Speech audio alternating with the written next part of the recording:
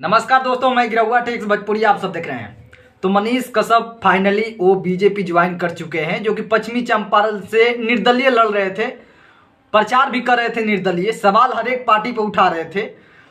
लेकिन अचानक क्या हुआ मुझे समझ से परे है कि मनोज तिवारी एंट्री लेते हैं, पासा फेंकते हैं दो लोगों पर, एक लोग फंस जाते हैं और लास्ट में बीजेपी वो ज्वाइन कर लेते हैं।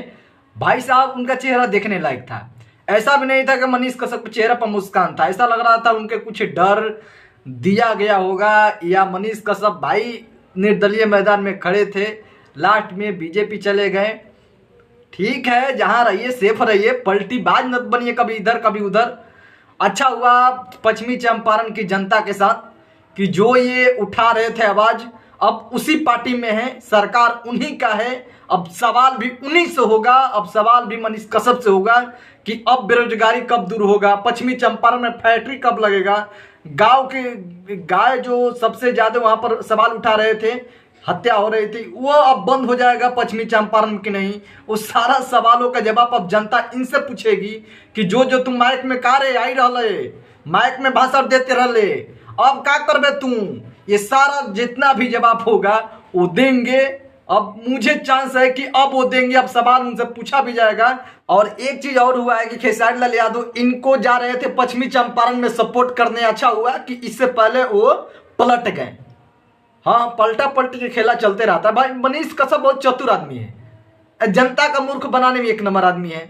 माइक उठा उठा कर भाषण दे रहा था उस समय।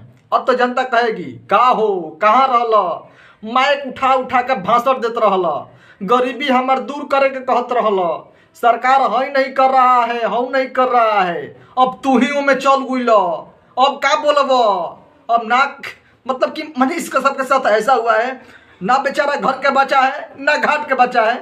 ऐसे भी जनता कह रही है कि मनीष कश्यप तो शुरू से ही बीजेपी की तरफ था, शुरू से ही बोल रही थी। जब तेजस्वी यादव सरकार मात्र 2-4 महीना बनती है, उसके बाद इसको बेरोजगारी दिखाई देने लगा था।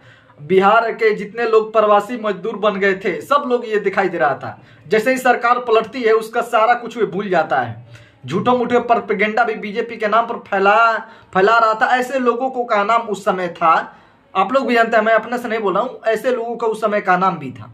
लेकिन अच्छा हुआ खेसारी भैया के लिए कम से कम इसका चुनाव प्रचार में जाते और पता लगता कि ये भाई तो कहीं और पार्टी में मार लिया, मुंह बैठ गया है, पता लगा कि पर्चा भरा और लास्ट में घरे बैठ गया। तो अब जनता के अंदर कितना ये विश्वास अब दिला पाएंगे, मुझे समझ से परे।